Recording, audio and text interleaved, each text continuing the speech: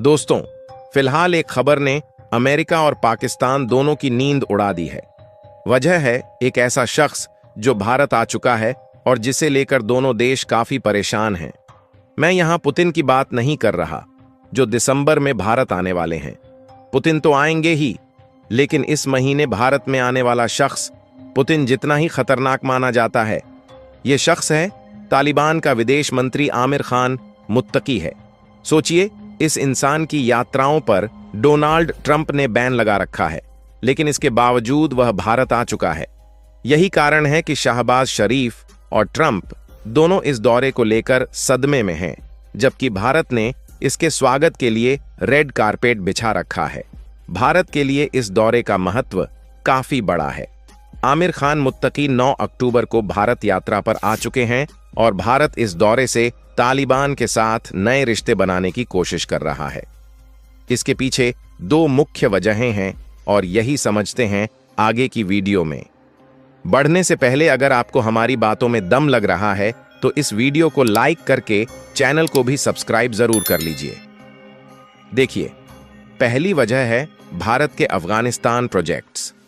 बीते 2 दशक में भारत ने अफगानिस्तान में अरबों रुपये के सैन्य प्रशिक्षण, छात्रवृत्तियां और संसद भवन जैसे बड़े प्रोजेक्ट्स किए हैं, ताकि अफगानिस्तान में अपनी रणनीतिक पकड़ मजबूत की जा सके। लेकिन अशरफ गनी के बाद जब तालिबान सत्ता में आए तो भारत की पकड़ कमजोर हुई और सुरक्षा को लेकर नई चिंताएं बढ़ गईं। दूसरी वजह है चीन और पाकिस्तान का बढ़ता प्रभाव।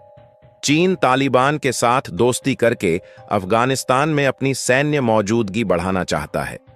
पाकिस्तान ड्यूरेंट लाइन पर कब्जा बढ़ाकर अपनी सीमा का विस्तार करना चाहता है। अगर ये दोनों देश सफल हो जाते हैं तो भारत के लिए बड़ी रणनीतिक चुनौती खड़ी हो सकती है।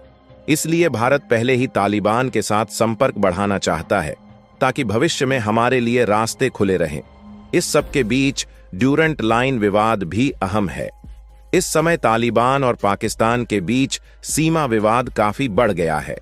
भारत इस स्थिति का फायदा उठाकर पाकिस्तान को संदेश देना चाहता है कि वह भी अफगानिस्तान में सक्रिय भूमिका निभाने जा रहा है। अब बात करते हैं आमिर खान मुत्तकी और ट्रंप की धमकियों की। मुत्तकी पहले तालिबान में उच्च शिक्षा मंत्री रह चुके हैं। अमेरिका उनके खिलाफ शुरू से रहा है, क्योंकि उन्होंने अमेरिकी सेना को अफगानिस्तान से बाहर निकालने में अहम भूमिका निभाई थी। इसी वजह से वह अमेरिकी वांटेड लिस्ट में शामिल हैं।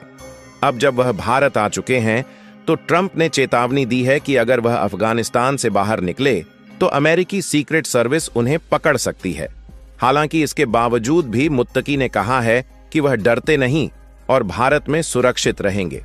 तो दोस्तों, यह दौरा सिर्फ एक यात्रा नहीं, बल्कि भारत की रणनीतिक, कूटनीतिक और सुरक्षा से जुड़ी एक बड़ी योजना का हिस्सा है।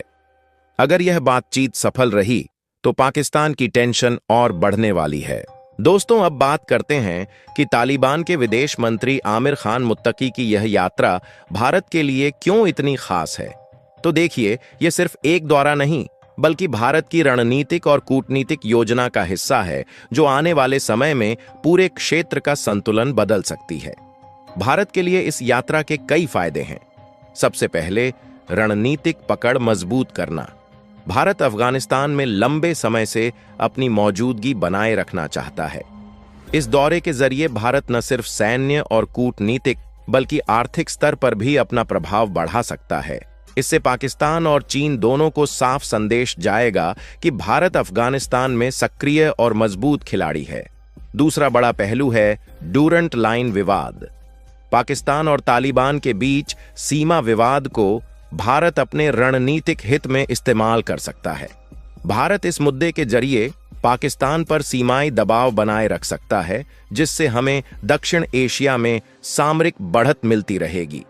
अब बात औद्योगिक और व्यापारिक असर की आती है।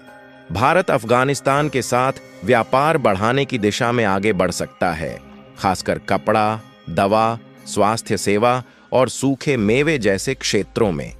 भारत पहले भी अफगानिस्तान के इंफ्रास्ट्रक्चर और शिक्षा में निवेश करता रहा है और यह यात्रा उन प्रोजेक्ट्स को फिर से गति देने में मदद करेगी।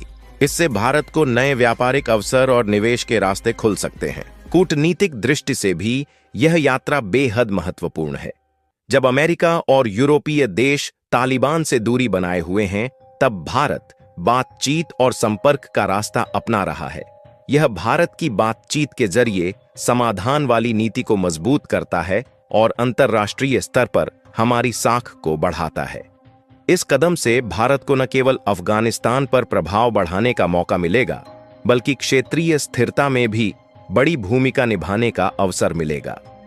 मुत्तकी की यात्रा में एक दिलचस्प पहलू यह भी है कि जो व्यक्ति कभी अमेरिका के खिलाफ खड़ा था, वही अब भारत के साथ बातचीत की मेज पर बैठने वाला है। भारत ने उनकी सुरक्षा के लिए विशेष इंतजाम किए हैं ताकि किसी भी तरह की घटना से बचा जा सके। तो दोस्तों, यह दौरा सिर्फ एक राजनीतिक मुलाकात नहीं है, बल्कि भारत की दूरदर्शी रणनीति, आर्थिक विस्तार और क्षेत्रीय प्रभाव का प्रतीक है।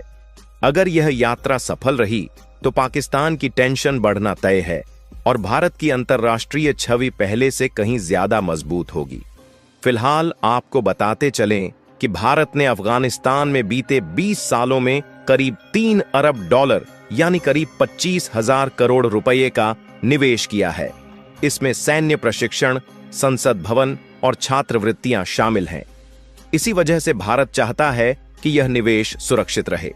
तालिबान के विदेश मंत्री आमिर खान मुत्तकी की यह यात्रा इसे मजबूत करने का मौका है। साथ ही इससे भारत और अफगानिस्तान के बीच सालाना व्यापार करीब 890 मिलियन डॉलर तक पहुंच चुका है, जो भारतीय व्यापारियों के लिए महत्वपूर्ण है। लेकिन इस दौरे में कुछ जोखिम भी हैं। अमेरिका और यूरोप तालिबान को मान्यता नहीं देते, इसलिए भारत को आलोचना का सामना करना पड़ सकता है। सुरक्षा की चुनौती भी है, क्योंकि सीमावर्ती क्षेत्रों में तालिबानी और टीटीपी यानी तहरीक-ए-तालिबान पाकिस्तान गतिविधियां बढ़ रही हैं। व्यापार और निवेश को लेकर बाधाएं भी सामने आ सकती है, खासकर अटारी और चाबहार ट्रांजिट मार्गों पर। इसीलिए भारत ने सुरक्षा और कूटनीति दोनों को लेकर कड़े इंतजाम किए हैं। फिर भी यह दौरा भारत के लिए महत्वपूर्ण संदेश देता है। यह दिखाता है कि भारत क्षेत्रीय स्थिरता और सुरक्षा के लिए सक्रिय है। भारत अपनी राष्ट्रीय हितों की रक्षा करता हुआ तालिबान के साथ बातचीत बढ़ा रहा है। निवेश, व्यापार और मानवीय सहायता के आंकड़े भी साफ बताते हैं कि यह कदम राजनीतिक, आर्थिक और कूटनीतिक रूप से रणनीतिक है। और यह तस्वीर बताती है कि भारत द्वारा टोटल दिया गया सपोर्ट लगभग 844 मिलियन डॉलर का है, जिनमें काबुल में बिजली लाने के लिए पुल-ए-खुमरी से 220 केवी ट्रांसमिशन लाइन बिछाना शामिल है, जिस पर 111 मिलियन डॉलर का खर्च आया है। साथ ही देश के विकास को गति देने के लिए हेरात में 109.3 मिलियन डॉलर की लागत से सलमा जल विद्युत परियोजना का निर्माण किया गया है और पश्चिमी गलियारे को बेहतर बनाने के लिए डेलाराम से जारंज तक 218 किलोमीटर लंबी सड़क 84 मिलियन डॉलर में बनी है।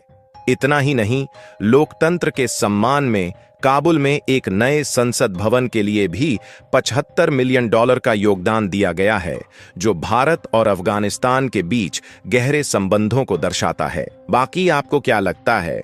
अमेरिकी धमकियों को दरकिनार करके तालिबान के साथ भारत को ऐसे ही अपने संबंध बनाना चाहिए?